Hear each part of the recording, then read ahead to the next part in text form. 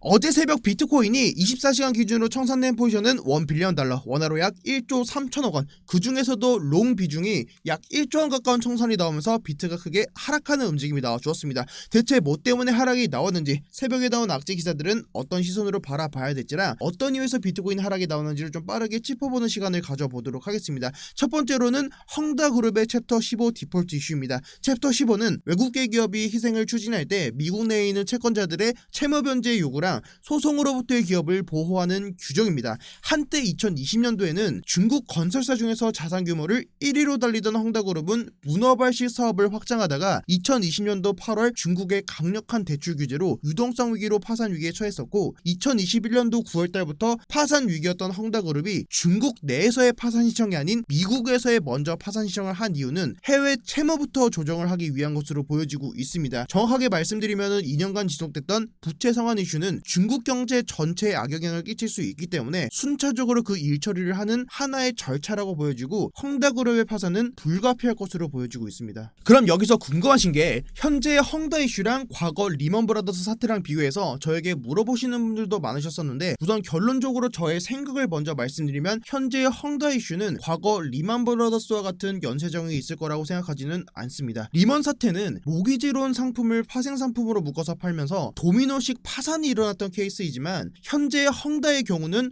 중국 내에서만의 영향이 있을 거라고 보고 있기 때문입니다. 물론 헝다그룹은 한때 중국의 1위 부동산 기업이었기 때문에 헝다가 무너지게 되면은 각국에 묶여있는 기업들 뿐만 아니라 국가에도 영향은 있겠지만, 과거 리먼 브라더스처럼 전세계 금융위기로 이어지지는 않을 거다라는 겁니다. 지금 내용이 부동산으로 이어지게 되면은 내용이 너무 광범위해지기 때문에 부동산 이야기는 따로 제가 하나의 컨텐츠를 만들어서 영상으로 따로 다뤄드리도록 하겠습니다. 자, 두 번째로는 새벽에 코인텔레그래프에 나온 기사에 따르면은 스페이스 X는 21년도에 보고된 비트코인을 22년도에 매각했으면서 이는 전체 보고된 자료 중에서 75%에 해당되는 수치다라고 기사가 나왔습니다. 사실 일론 머스크가 CEO로 있는 스페이스 X랑 테슬라의 비트코인 보유량 관련해서는 2022년도 2분기 실적 발표인 22년도 7월 21일에 나왔던 기사이고, 어떤 이유에서 이런 내용들을 냈는지는 모르겠지만, 테슬라는 매 분기 실적마다 테슬라가 보유하고 있는 비트코인 수량에 대해서 발표를 하는데, 23년도 7월 20일에 발표된 테슬라의 비트코인 보유량은 1억 8,400만 달러이고 1분기 발표 대비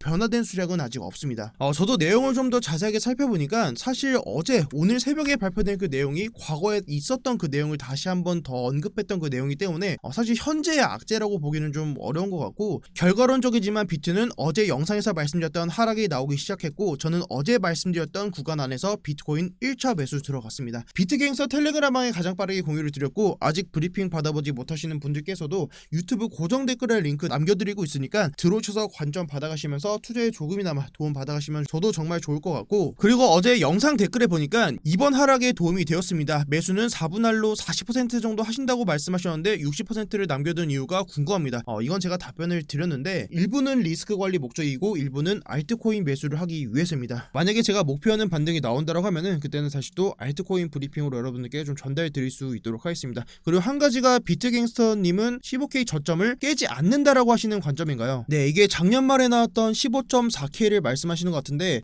저는 15.4K를 깨지는 않을 거다라고 좀 차트를 보고 있습니다. 오늘 이 바닥에 대해서 얘기를 좀 해봐야겠는데, 어제 유튜브 영상에서 말씀드렸던 자리가 노란색 추세 라인을 깨는 자리부터 매수 진입 들어가겠다라고 말씀을 드렸었고, 해당 자리는 가격으로는 28.2부터 23.2K까지, 현금 비중은 전체 시드 대비 40%, 하락폭은 28.2K부터 매수를 했다라는 가정하에 최종적으로는 마이너스 17% 하락이 열려있는 구간이라고 말씀을 드렸었습니다. 그리고 사실 어제 빅쇼트가 나오면서 저는 26.6K부터 1차 진입에 들어갔고, 23.2K까지는 최대로는 마이너스 12%의 하락 구간이 열려 있습니다. 최대로는 40%의 비중을 들어간다는 계획은 변경은 없지만, 만약에 어제처럼 빅쇼트가 한 번 더 계속해서 좀 나와준다고 하면은 비중을 40%보다는 30%로 비중을 먼저 들어가고, 만약에 제가 봤던 구간에서 반등이 나와준다면 이 윗라인을 좀 지나가는 부분에서 오히려 불타기를 해가지고 40% 비중을 맞추는 거를 다시 또 유튜브 통해서 브리핑으로 전달드리겠습니다. 드리도록 하겠습니다. 손절가는 일본 캔들 기준으로 23.2K 밑에서 일본 캔들이 봉 마감하는 기준으로 차트를 좀 바라보고 있고, 방금 전에도 말씀드렸지만 사실상 제가 보고 있는 이 바닥 라인은 15.4K가 아니라 23.2K를 좀 차트를 좀 바라보고 있습니다.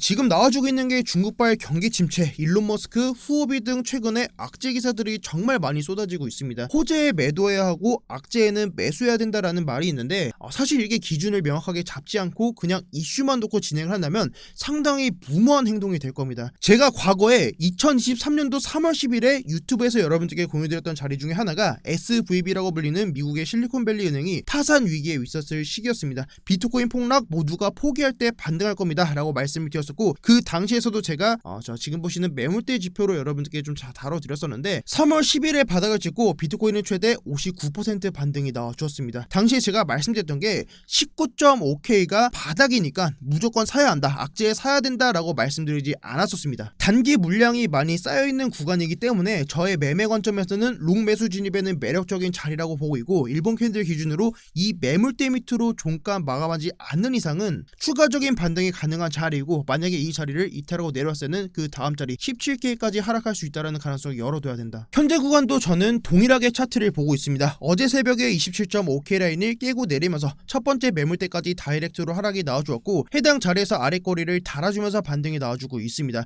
우선적으로 지금의 이 라인 27.5K 라인 위로 차트를 올려놓는 게 첫 번째로 중요할 것으로 차트를 바라보고 있습니다. 아마도 파동을 보시는 분들께서는 이제서야 막 3파 같은 하락에 3파 같은 하락이 나왔으니까 한 번 더 이 저점을 낮춰주어야 하락이 끝날 수 있을 거다라는 분석이 아마 지배적일 겁니다. 저도 파동은 이론으로만 많이 공부를 했고, 실제로 파동을 쓰시는 분들이 있다면 뭐 저보다 더 잘 아시는 분들도 계시겠죠. 결국은 한 번 더 떨어지느냐 혹은 절단이 되느냐 연장이 되느냐일 텐데, 저는 만약에 25.1K 라인을 깨고 비트코인이 내려온다라고 하면은 저는 비트코인은 기존 계획대로 더 매수에 들어갈 예정입니다. 25.1K를 깨고 비트코인이 내려오게 되면은 지금의 매물대 라인에서 지지를 받아주고 올라왔던 것처럼 이 매물대 안으로 들어왔을 때는, 그때는 차트는 전쟁 혹은 파산 이슈와 같이 패닉셀 재료가 없다면 차트는 이 매물대 안에서 천천히 횡보하면서 바닥을 다지는 움직임을 보일 거라고 차트를 보고 있습니다. 결국 매물대라고 하는 게 누군가는 매수 버튼을 눌렀기 때문에 이 매물대가 존재를 하는 거고, 누군가는 지금 해당의 이 평단 안에서